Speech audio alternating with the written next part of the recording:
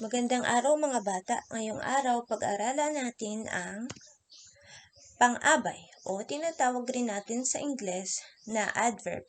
Ito ay tinatawag natin na part of speech.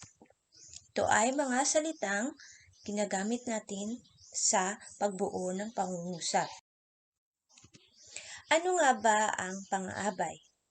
Ang pang-abay ay salitang naglalarawan o tinatawag rin natin na panuring. Sa Ingles, ito ay mga salitang nagdi-describes or these are words that describes. Pang-abay. Ang pang-abay ay salitang naglalarawan sa pandiwa o sa Ingles, sinatawag din natin na verb. Pang-uri o sa Ingles, sinatawag din natin na adverb. At kapwa pang-abay o tinatawag rin natin sa Ingles na adverb. Ang pang-abay ay salitang naglalarawan sa pandiwa, pang-uri at kapwa pang-abay. Pag-aralan natin ang pang-abay na naglalarawan sa pandiwa. Ano nga ba ang pandiwa? Ang pandiwa ay isang salitang kilos o sa Ingles, action word. Halimbawa, mabilis na tumakbo si Ronnie sa kanilang bahay. Mabilis na tumakbo si Ronnie sa kanilang bahay. Ang salitang tumakbo ay ang tinatawag natin na pandiwa sapagkat ito ay nagsasaad ng kilos. Paano ba tumakbo si Ronnie? Siya ay tumakbo ng mabilis.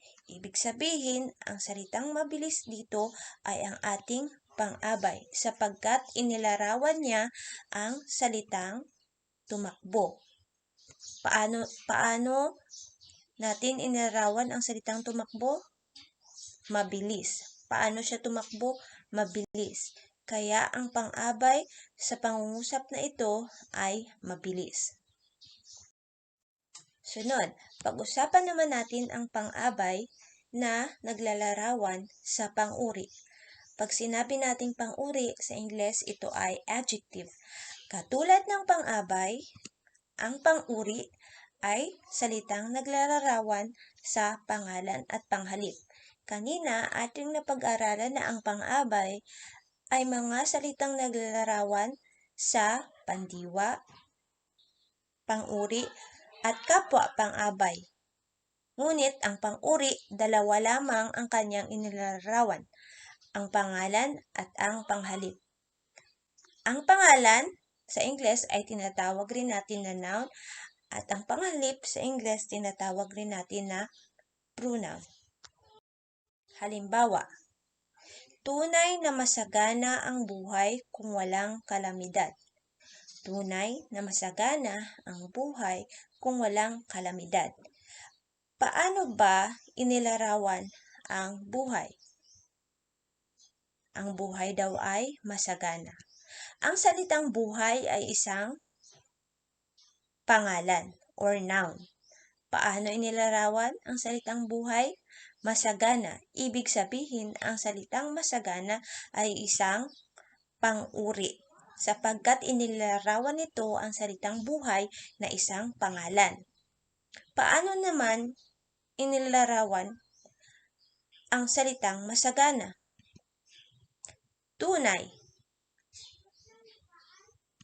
At ang salitang tunay dito ay pang-abay sapagkat inilarawan ng salitang tunay ang salitang masagana.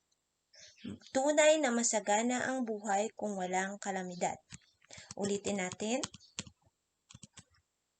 Tunay na masagana ang buhay kung walang kalamidad. Paano daw inilarawan ang buhay? Masagana. At ang salitang buhay ay pangalan. Paano inilarawan ang salitang buhay? Masagana. Ibig sabihin, ang salitang masagana ay pang-uri sapagkat ang pang-uri ay salitang naglalarawan sa pangalan. Paano naman inilarawan ang masagana? Ito ay tunay. Ang salitang tunay ay pang-abay sapagkat inilarawan ng salitang tunay ang masagana. Kung babalikan natin ang ibig sabihin ng pang-abay, ito ay salitang naglalarawan sa pang-uri. At sa ating halimbawa, inilarawan ng salitang tunay ang salitang masagana na isang pang-uri. Ngayon naman, pag-aralan natin ang pang-abay o salitang naglalarawan sa kapwa pang-abay o adverb. Halimbawa, totoong masarap mamuhay sa malinis na pamayanan. Totoong masarap mamuhay sa malinis na pamayanan. Ang salitang mamuhay ay kung ilarawan ay masarap. Ang salitang mamuhay ay isang pandiwa. At ang salitang masarap naman ay isang pang-abay, sapagkat inilarawan ng salitang masarap ang salitang mamuhay. Kanina, sinabi natin sa unang mga slides na ang pang-abay ay salitang naglalarawan sa pandiwa. At sa inyong nakikita, ang salitang masarap ay inilarawan niya ang salitang mamuhay na isang pandiwa. Kaya ang salitang masarap ay isang pang-abay, sapagkat inilarawan niya ang salitang mamuhay na isang pandiwa. Totoong masarap. Ang salitang totoo naman ay isa pang pang-abay, sapagkat inilarawan nito ang kapwa niya salita na masarap na isa ring pang-abay. Ulitin natin. Totoong masarap mamuhay sa malinis na pamayanan. Paano inilarawan ang pamumuhay? Masarap.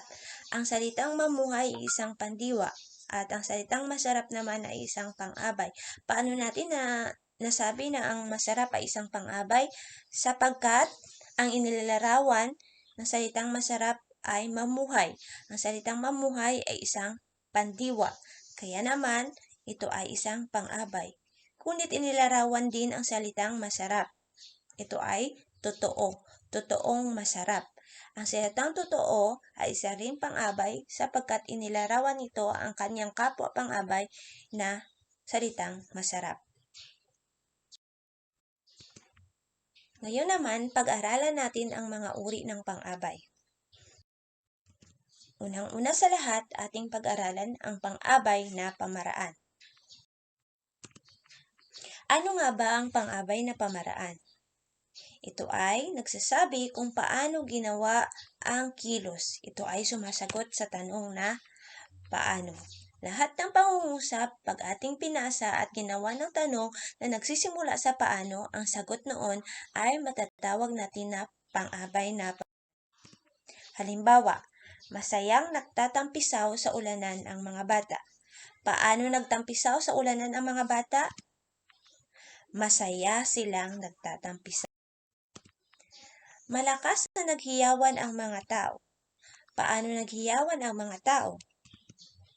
Malakas na naghiyawan. Para sa ating pagsusulit, ating alamin kung talagang naintindihan ninyo kung ano ang ibig sabihin ng pang-abay na pamaraan. Mahusay na pinatupad ng lider ang kanyang mga batas. Mahusay na pinatupad ng lider ang kanyang mga batas. Paano ng lider pinatupad ang kanyang batas? Mahusay na ipinatupad. Pinag-aralan nilang mabuti ang kanilang plano. Paano nila pinag-aralan ang kanilang plano? Pinag-aralan nilang mabuti. Masusing pinag-isipan ni Ramon ang kanyang pasya. Masusing pinag-isipan ni Ramon ang kanyang pasya. Paano ni Ramon pinag-isipan ang kanyang pasya? Masusi. Ibig sabihin, ang salitang masusi ay isang pang-abay na mabilis na kumilos ang mga tagasunod ng Pangulo. Mabilis na kumilos ang mga tagasunod ng Pangulo. Paano kumilos ang mga tagasunod ng Pangulo? Mabilis. Ito ay isang pang-abay na pamaraan. So, sana sa ating tinalakay ngayon para sa araw na ito, marami kayong natutunan. Sa susunod natin na video, pag-aralan naman natin kung ano ang pang-abay na kailangan pa nating matutunan.